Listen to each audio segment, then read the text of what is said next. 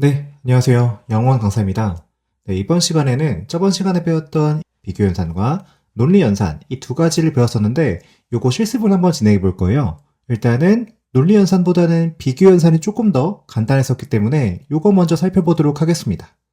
자, 비교연산이라고 하는 건 뭐냐면 값이 두 개 있었을 때 그 값이 어떤 것이 더 큰지 작은지 비교해주는 연산이 있었고요. 다음 해당 두 값이 동일한지 같은지 우리 비교해주는 연산이 있었습니다.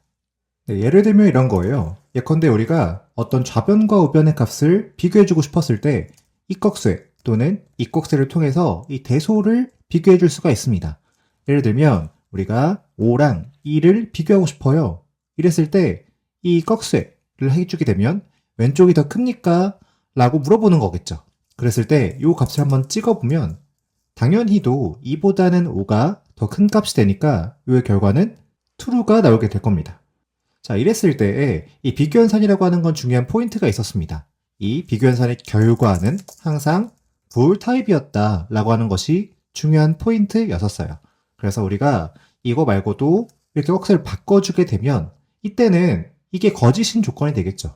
그래서 우리는 결과를 false를 확인할 수가 있게 됩니다. 네, 다음은 동등성 비교인데요. 동등성 비교는 두 값이 같습니까? 라고 질문하는 거였어요. 그래서 이 두 값이 같습니까? 이렇게 물어본다면 5와 2는 엄연히 다른 값이죠. 그렇기 때문에 결과가 false가 나오게 될 겁니다. 그랬을 때 우리가 이 2를 5로 바꿔주게 되면 5와 5는 당연히 같으니까 이 결과가 true가 나오게 될 겁니다. 근데 여기서 이 는을 느낌표로 바꿔주게 되면 질문이 같습니까가 아니라 다릅니까? 라고 질문하는 거예요. 그래서 false가 나와요. 그럼 이번에는 이 5를 7로 바꿔볼게요. 그러면 이 5와 7은 당연히 다른 값이기 때문에 얘는 true가 나오게 될 거예요. 이게 지금 비교 연산들이었고요. 이 비교 연산을 우리가 실습하면서 이런 생각을 하실 수도 있어요. 이게 지금 뭐 하는 거지 이게? 이게 왜 필요한 거지? 왜냐면 이 5와 7이 다르다는 것은 굳이 컴퓨터한테 물어보지 않아도 우리가 알 수 있는 사실이에요. 그렇기 때문에 해당 연산을 컴퓨터를 통해서 굳이 연산을 진행할 필요가 없습니다. 이 정도는 나도 할 수 있어. 그렇기 때문에 이건 지금 좀 무의미한 연산이 아닌가? 라는 생각이 드실 수 있는데 그건 너무 당연한 생각입니다. 그럼 여러분께서 궁금하실 수 있어요. 어떤 게 궁금하냐? 이게 지금 무의미한 질문이면 비교 연산을 통해서 하는 질문은 어떤 것이 의미가 있는 것인지 이게 좀 궁금하실 텐데요. 이 답변을 드리기 전에 이 질문 먼저 해보겠습니다. 지금 제가 이 안 보시는 사이에 a라고 하는 값을 여기 위에 보면 숨겨놨어요. 지금 보면 여기 두 번째 줄부터죠. 제가 첫 번째 줄에 a의 특정 값을 넣어놨습니다. 이 상황에서 여러분 요거 답변할 수 있는지 한번 보세요. a는요 7보다 큽니까? 라고 질문했습니다. 여러분 이거 지금 답변 가능하실까요? 불가능하실까요? 불가능합니다. 왜 불가능하냐면 여러분 지금 a에 어떤 값이 들어있는지 몰라요. 알 길이 없어요. 그렇기 때문에 이거 답변이 불가능합니다. 그러니까 아까 이 정해진 값, 다시 말해 상수값을 우리가 주게 되면요. 해당 결과는 굳이 이걸 검사해 볼 필요가 없었어요. 그런데 이게 상수가 아니라 변수를 놓게 되니까 여러분이 이 해당 데이터에 어떤 값이 적혀 있는지 알 수가 없기 때문에 이 질문이 의미 있어졌습니다. 자, 이번엔 제가 여러분께 이 a라고 하는 값에 제가 10을 넣었습니다. 라는 사실을 한번 공개해 보겠습니다. 자, 이 상태에서요. 다시 한번 질문 드려 보겠습니다. a는 7보다 큽니까? 제가 실행 한번 해볼게요. a는 지금 7보다 작은데요? 오답을 얘기하셨어요. 이 이유가 뭘까요? 제가 한번 천천히 올려볼게요. 사실은 이런 코드가 중간에 숨어 있었어요. 원래 처음에 a는 10이었겠지만 제가 a를 2로 바꿨습니다. 그렇기 때문에 a는 최초에 7보다 컸겠지만 이 중간에 값이 바뀌게 되면서 7보다 작아지게 된 거죠. 자, 그래서 우리가 이 비교연산이라고 하는 질문을 던질 때에 상수로만 이루어진 비교를 하게 되면 이게 의미가 없어질 수 있다는 거예요. 예를 들어 우리가 변하지 않는 값인 5와 2를 비교했었을 때 이 연산의 결과를 우리가 너무도 쉽게 예측할 수 있기 때문에 이게 질문이 의미 없을 수 있다라는 거죠. 그에 반해서 이 질문 같은 경우에는 a라고 하는 변수가 들어갔어요. 그렇기 때문에 이 전체 결과를 우리가 예측하기 쉽지 않다. 그 쉽지 않다는 근거는 뭐였냐면 a라고 하는 값이 이 위의 코드에서 어떤 변화 과정을 거쳤는지 그 과정을 우리가 일일이 트래킹하지 못하는 경우가 있더라는 거예요. 자, 그래서 정리하면 이 비교연산이라고 하는 거는 좌변과 우변을 어떤 동등한지, 더 큰지 작은지 이걸 물어보는 질문인데, 이때 좌변 또는 우변에 변수가 들어있어야 의미가 있어질 수 있다 라고 하는 게 주요 포인트입니다. 네, 다음으로 실습해볼 연산은 논리연산인데요. 이 논리연산은 이 P연산자가 부울 타입이었던 연산자였어요. 이때 이 논리연산은 not도 있었고요, and도 있었고 or이라고 하는 것도 있었는데, 이 대표격인 not을 한번 써보도록 하겠습니다. 그랬을 때 이 not의 P연산자는 부울 타입이라고 말씀을 드렸습니다. 그러면 true소는 false가 올 수 있을 거예요. 그랬을 때 제가 이 true를 줘서 출력을 하게 되면 이렇게 false가 나오는 것을 볼 수가 있습니다.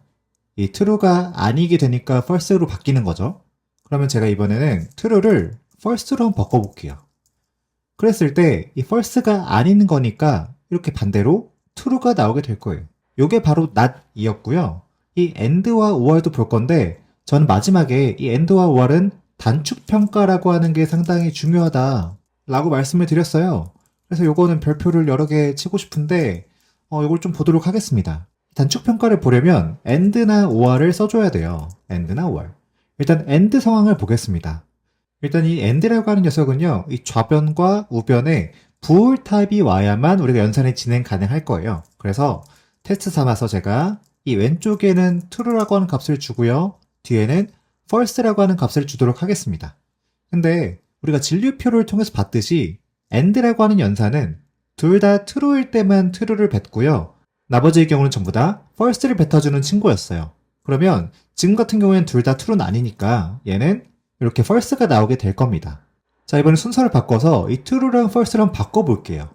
그러면 이렇게 왼쪽에 false가 오게 되고요, 오른쪽에는 true가 오면 될 겁니다. 1스텝 결과도 마찬가지로 둘 다 true가 아니기 때문에 여전히 결과는 false가 나옵니다. 자, 이렇게 했을 때 이 and 입장에선요, 왼쪽만 보게 됐을 때 이 전체 결과를 알 수 있습니다. 왜 그러냐면 이 and는 둘 다 true여야 우리가 true를 뱉어요. 그런데 왼쪽이 지금 false네요. 그러니까 얘는 오른쪽을 보나 마나 전체적으로 false가 나오게 되는 거죠. 우리가 이랬을 때 오른쪽을 평가하지 않습니다 라는 의미로 평가를 단축합니다 라고 말씀을 드렸어요. 근데 여러분, 지금 이 수식만 봐서는 이게 지금 평가되지 않는 건지 평가되는 건지 알 길이 없어요. 그래서 이 코드를 한번 보여드리도록 하겠습니다. 자, 그게 어떤 코드냐 하면 제가 이런 코드를 한번 짜보도록 하겠습니다. 어떤 코드를 짤 거냐, 이 5라고 하는 값을 2로 한번 나눠볼게요. 나눈 다음 이런 질문을 한번 해보겠습니다. 혹시 이게 2보다 큽니까? 라고 한다면 이 5 나누기 2가 2.5가 될 거고요, 2.5는 2보다 크니까 true가 찍히는 걸 볼 수가 있어요. 근데 여기서 제가 이 2라고 하는 값, 5 나누기 2에서 2를 0으로 한번 바꿔보겠습니다. 그러면 이게 어떻게 실행이 될까 생각을 해보면 이거는 실행이 불가능해요. 왜냐하면 우리는 특정 값을 0으로 나누는 것이 불가능하기 때문입니다. 그렇기 때문에 지금 요거는 0으로 나눌 수 없어 라고 해서 프로그램이 터지는 거죠. 자, 그럼 이 문장을요, 제가 그대로 복사해서 어디로 올려줄 거냐면 이 위에 and 뒤에 이렇게 복사 붙여넣기 해보겠습니다. 그러면 이 구문은요, 비교 연산을 수행하고 있기 때문에 true 또는 false가 나오게 될 거예요. 그렇기 때문에 이 논리 연산의 대상이 되는 건 맞는데, 그런데 문제가 이 연산이 지금 실행이 안 됐단 말이죠. 근데 이거 한번 실행시켜 보겠습니다.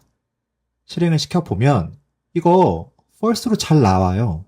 false로 잘 나오는데 이게 당초에 어떻게 된 거냐, 궁금하실 필요가 없는 게요, 저희는 여기서 and를 만났을 때 앞에서 false가 적혀 있다면 뒤에 건 볼 필요가 없는 단축평가가 이루어진다고 말씀을 드렸어요. 그렇기 때문에 이 5 나누기 0이라고 하는 연산조차도 이루어지지 않는 겁니다. 이 연산을 진행할 필요가 없겠죠. 그래서 결과적으로 에러가 나는 구문을 실행시키지도 않으니까 이게 지금 프로그램이 터지지 않고 정상 실행되는 겁니다. 이어서는 OR의 경우를 한번 볼 건데요. 제가 여기에서 이 and를 지우고 or로 바꿔보겠습니다. 이랬을 때 이거 한번 실행시켜 볼게요. 그대로 실행시켜 보면 아까랑 다르게 이 프로그램이 터지는 걸 확인할 수 있습니다. 왜 터지냐? 이거 단축평가 되지 않냐? 라고 물어보실 수가 있는데, 이 AND랑 OR은 단축평가되는 이 환경이 달라요. 그게 무슨 말이냐면, AND는 앞에서 false를 만나게 됐었을 때, 전부 다 true여야 true가 되니까, 보면, 이거 false니까 무조건 false겠구나 해서 오른쪽을 검사하지 않습니다. 근데 이 OR 같은 경우에는 둘 중에 하나만 true면 되기 때문에, 이게 false라고 하더라도 이게 전체가 지금 false라고 확정 지을 수가 없어요. 그래서 우측도 함께 봐야 됩니다. 그런데 이 앞에가 true였다고 했었을 때는 둘 중에 하나만 true하면 되는데 둘 다 검사할 필요가 없다는 거죠. 그렇기 때문에 true일 때 오른쪽을 검사하지 않습니다. OR은요. 그래서 이번에는 단축평가가 되나 확인해보기 위해서는 이 false를 true로 바꿔주셔야 됩니다. 자, 이렇게 바꿔주시고 나면 아까 AND랑 마찬가지로 단축평가가 진행되고 정상 수행되는 걸 볼 수가 있어요. 네, 마지막으로 이 문장만 보고 이제 마무리할 건데요. 일단 보면 C에 어떤 값이 들어갔나 볼게요. C에는 A 더하기 2 그리고 20보다 큰지 비교하고 있고요. 그리고 OR이라고 하는 논리연산도 진행이 되고 있고 그리고 B가 5 이상인지도 물어보고 있습니다. 그러니까 어떤 특징이 있냐면 이 문장은 할당연산도 하고 있고요. 그리고 산술연산, 플러스 이거 산술연산이죠. 그리고 비교연산도 진행하고 있습니다. 비교연산은 이 더 큰지 물어보고 있고 더 이상인지 물어보고 있어요. 또 마지막으로는 우리 논리연산도 진행하고 있습니다. 여기 OR, 논리연산이죠. 그러니까 이 하나의 문장에 이 네 가지 연산이 전부 다 섞여 있는 거예요. 그럴 때 어떤 연산이 먼저 실행이 될까? 이걸 좀 유추해 볼 건데요. 그 유추를 위해서 한번 찍어 보겠습니다. 프린트 C를 해보면요. true 값이 나와요. 그 true 값을 뱉어준 것이 이 비교 연산일지 논리 연산일지는 모르겠지만 어쨌든 이 식의 결과가 이렇게 C로 할당되는 이 할당 연산은 가장 마지막에 연산이 수행됐을 겁니다. 왜냐면 이 연산이 진행되지 않으면 해당 우변에 대한 평가가 아직 끝나기 전이라는 거고요. 끝나고 나서야 우리가 할당이 가능하게 되니까 요게 제일 마지막에 실행됐을 거예요. 그러면 어떤 연산을 통해서 true를 뽑아내는지 이걸 좀 찾아내야 되는데 이때 이 비교 연산을 먼저 보겠습니다. 비교 연산은요. 여기 하나, 두 개가 있어요. 그러면 여러분 이 연산의 결과로 true, false 나왔을 거고 이 연산의 결과로 true, false가 하나 나왔을 거예요. 그러면 사실 이 값이 두 개여야 되는데 이게 하나만 들어가 있단 말이죠. 그러니까 만약에 우리가 이 비교 연산의 결과가 들어갔다라고 유추를 한다면 C에 들어가 있는 값이 두 개가 되어야 되지 하나면 안 된다는 거예요. 그렇기 때문에 우리는 이렇게 유추해 볼 수 있죠. 비교 연산의 결과를 묶어서 그걸 하나로 통합해 준 이후에 넣었구나 라고 생각해 볼 수가 있습니다. 그러면 이 할당 연산자가 가장 마지막에 연산이 되고 그 전에는 논리 연산이 수행이 된 거겠죠. 근데 이 논리 연산은 뭘 대상으로 수행이 되냐? 비교 연산의 결과를 바탕으로 수행이 된다는 거예요. 이 비교 연산은 뭘 대상으로 하고 있냐? 이 A 플러스 2라고 하는 산술 연산을 대상으로 비교를 진행한다는 거예요. 그래서 이 순서는 이렇습니다. 네 가지 연산 중에 이 산술 연산이 먼저 수행이 되고요. 다음엔 비교 연산, 그 다음에는 논리 연산, 마지막으로 할당 연산이 수행이 될 겁니다. 그래서 여기 산술 연산 살펴보시면 A 플러스 2가 산술 연산이에요. 근데 산술 연산의 결과가 12, 지금 A가 10이니까요. 그래서 12가 나오고 이게 지금 끝났으니까 비교 연산을 진행하게 됩니다. 비교 연산 두 개네요. 그래서 12보다 20이 더 큽니까? 라고 물어봤었을 때 결과가 false 처리가 되고요. 이 B는 5예요 지금. 5가 5 이상입니까? 라고 물어보고 있으니까 이건 true 처리가 됩니다. 비교 연산 끝났어요. 그 다음 논리 연산을 진행하게 되면 OR을 통해서 둘 중 하나가 true니까 true가 나와요. 그래서 해당 값이 C로 이렇게 쏙 들어갑니다. 이런 과정을 거치게 되는데요. 이거 외워야 됩니까? 라고 하신다면 저는 이런 건 좀 권장드리진 않아요. 산술연산자 우선순위 이거 외워야 될까요? 예를 들면 플러스가 먼저인가요? 곱하기가 먼저인가요? 아니면 제곱이 먼저인가요? 아니면 소가로가 먼저인가요? 이걸 일일이 외우실 필요는 없어요. 외우실 필요는 없는데 그냥 헷갈린다 싶으면 이 소가로를 씌워서 먼저 계산하도록 우리가 프로그램을 해주면 돼요. 산술연산 같은 경우엔. 그런데 이 연산자들끼리 섞였을 때에는 어떤 연산이 먼저 우선되는지 그런 건 우리가 상식적으로 알고 계시면 좋습니다. 그런 김에 다시 한번 말씀드릴게요. 1번은 산술연산이고요. 2번은 비교연산. 다음에는 논리연산이고요. 마지막에 할당이 이렇게 진행이 됩니다. 이 수식을 통해서 한번 실습 진행해 보시고요. 여러 가지 한번 수식도 한번 넣어보세요. 네, 이번 강의에서는 비교연산자랑 이 논리연산, 실습을 다뤄보았고요. 마지막으로는 우리가 연산자들 간의 우선순위까지 마무리를 했습니다. 다음 강의에서는 그 유명한 조건문을 다뤄볼 예정이고요. 제가 샅샅이 한번 파헤쳐 드리겠습니다. 지금까지 들어주셔서 감사하고요. 다음 강의 때 뵙겠습니다. 감사합니다.